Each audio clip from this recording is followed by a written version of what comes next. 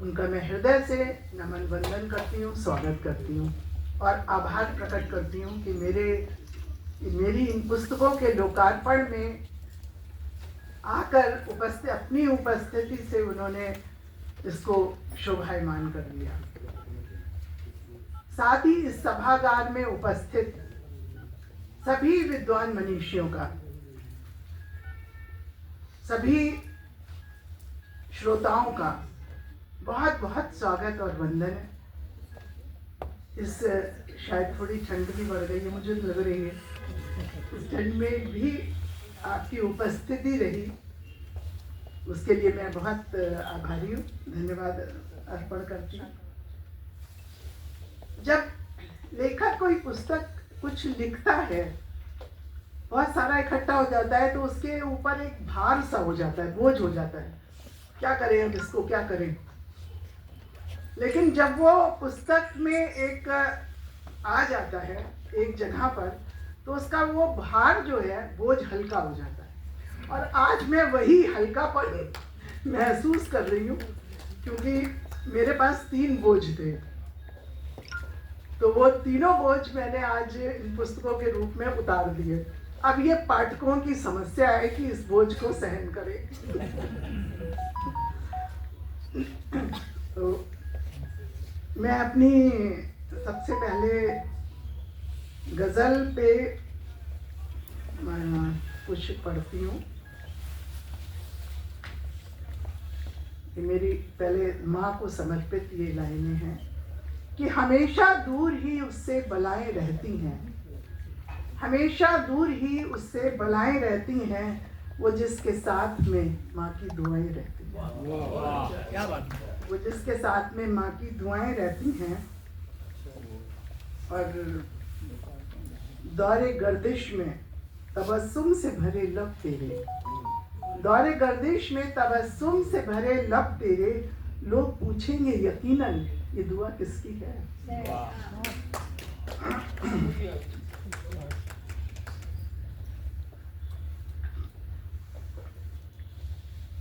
और इस अपनी गज़ल संग्रह और मोगरा महक उठा, उसके मैं चंद अशार पढ़ती हूँ। समय सीमा का भी ध्यान रखना है।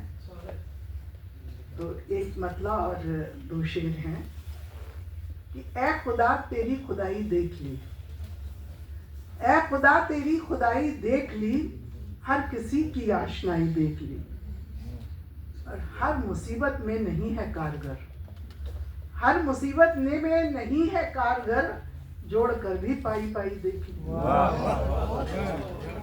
जोड़ कर भी पाई।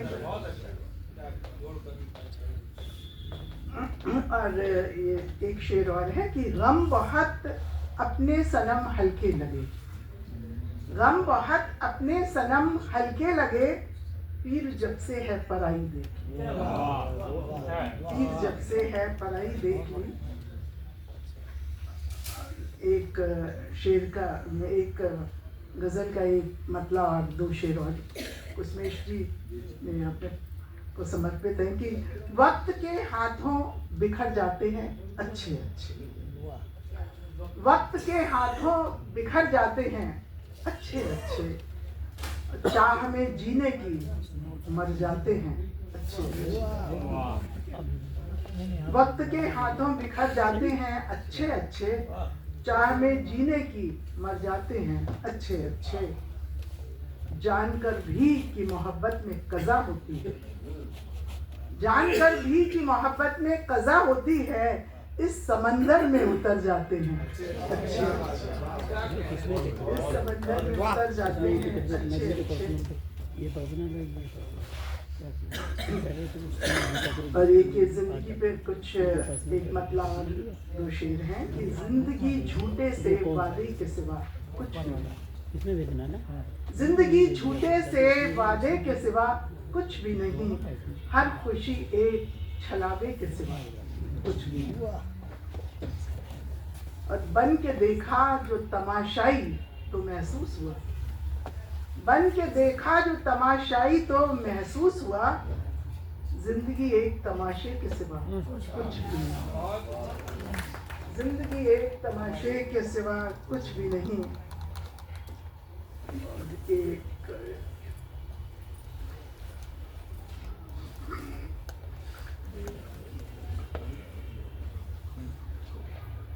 एक मतलब और कुछ शेर ये है कि मंजिलें दूर सही हार नहीं मानी है, मंजिलें दूर सही हार नहीं मानी है, हमने हर हाल में छूने की उन्हें ठानी है।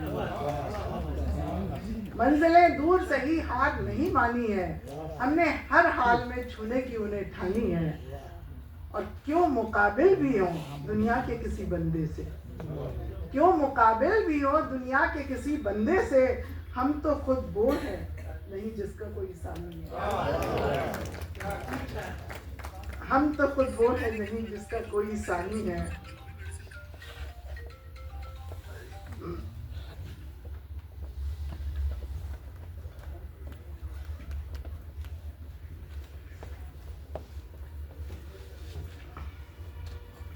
और एक मतलब और एक दो शेर है कि सुलझा हुआ तो कोई भी रास्ता नहीं मिला, सुलझा हुआ तो कोई भी रास्ता नहीं मिला, कद का हमारे एक भी बंदा नहीं मिला, कद का हमारे एक भी बंदा नहीं मिला। और चैनो और सुकून दे के चुकाई है कीमतें, चैनो सुकून दे के चुकाई है कीमतें, रिश्ता यहाँ तो कोई भी सस्ता नहीं, रिश्ता यहाँ तो कोई भी सस्ता नहीं मिला। और ये हमारे लखनऊ के उस पे है एक शेर कि मंजू अवध की शान थी शीरी जबान जो, मंजू अवध की शान थी शीरी जबान जो, उस शहर में अदब का वो लहजा नहीं मिला, शहर में अदब का वो लहजा नहीं मिला। और इसके बाद मैं अपने इस उपन्यास के बारे में कुछ कहना चाहती हूँ। ये उपन्यास मैंने प्रतिलिपि ऐप पे लिखना शुरू किया था और सोच कहानी के रूप में लिखा था, लेकिन जो रीडर्स थे उनकी प्रतिक्रियाएं इतनी अच्छी थी कि वो कहते रहे कि आप बढ़ाते जाइए इसे ख़त्म मत करिएगा। और हमारे जो प्रतिलिपि वाले थे वो भी कहते रहे, तो इस चक्कर में वो उपन्यास पूरा बनता गया। और हमारी मंजुल निगम ने उस पर बहुत अच्छी टिप्पणी की है, काफ़ी लोगों ने की है। और हमारी नीरजा द्विवेदी जी ने भी बहुत अच्छी टिप्पणी की है, मैं उसको पढ़ती हूँ।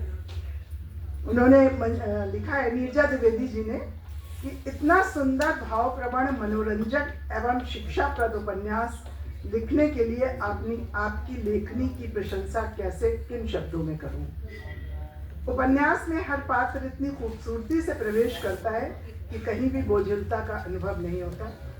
सबसे बड़ी विशेषता यह है कि प्रत्येक पात्र की अनुभूतियों का आपने इतने मनोयोग से और कुशलता से वर्णन किया है कि ऐसा प्रतीत होता है कि ये आत्मकथा लिखी गई है।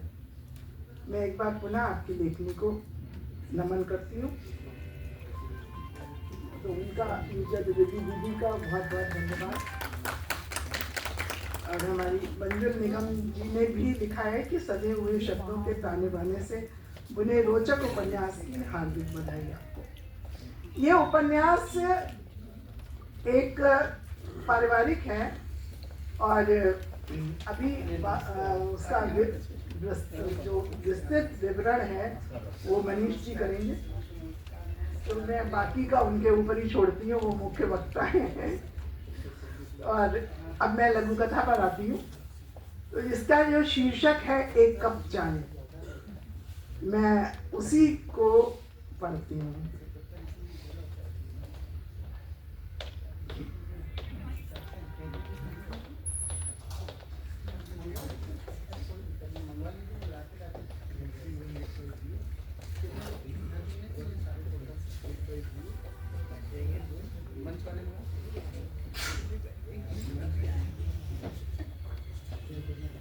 ये हमारी लघु कथाएं हैं, छोटी छोटी हैं बहुत।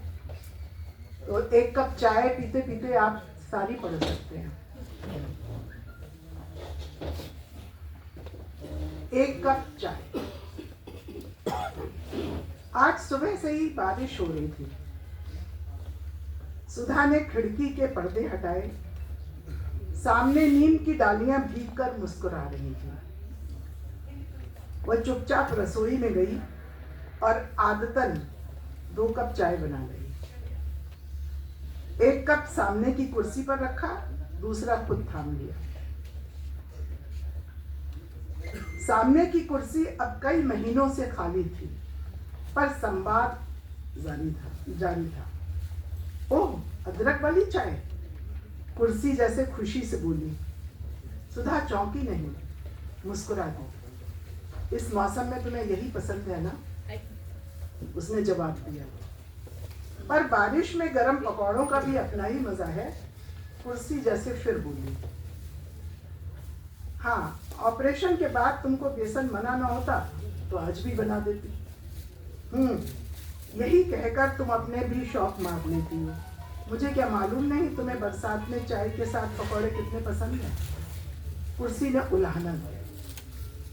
चाय का घूंट भरते हुए सुधा की आंखें भर आई। 6 माह से वो अकेली थी, पर हर दिन सुबह चाय के साथ उसकी उस खाली कुर्सी से कुछ बातचीत हो ही जाती थी। शिकायतें, शिकवे, हंसी, ताने और बहुत सारा प्यार। एक कप चाय अब तो आत्माओं के बीच की अटूट डोर बन चुकी है। धन्यवाद।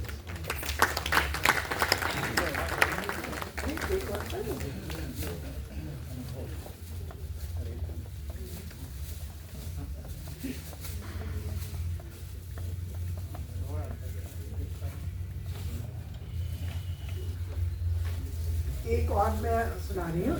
डूबती सांझ का दर्द। डूबती सांझ का दर्द। सांझ रोज डूबती है, पर आज कुछ अलग था। क्षितिज पर सूरज ऐसे थक कर बैठा था जैसे दिन भर की दौड़ ने उसे भीतर तक तोड़ दिया हो। सीमा बरामदे में मूंज की कुर्सी पर चुपचाप बैठी थी। उसकी आंखों में वही रंग तैर रहा था जो आसमान में था, हल्का सुर्ख, धुंधला, बुझा बुझा। आज उसके बेटे ने पहली बार रूखेपन से कहा था, माँ मैं अब बच्चा नहीं हूँ, मेरी भी अब जिंदगी है। बेटे रोहन का रोज घर देर से आना, घर पर भी मोबाइल में उलझे रहना उसे भीतर तक साल जाता था। पर इसी प्रश्न ने उसका ये जवाब, और सीमा चुप रह गई। एक पुरानी आदत थी सुन लेना, सहेज लेना और फिर मौन में टुकड़े टुकड़े होकर रह जाना। अचानक उसे रोहन का बचपन याद आया। वही बरामदा, वही माँ और तुतलाता स्वर, माँ मैं बड़ा हो गया हूँ, अब मैं अकेले चल सकता हूँ।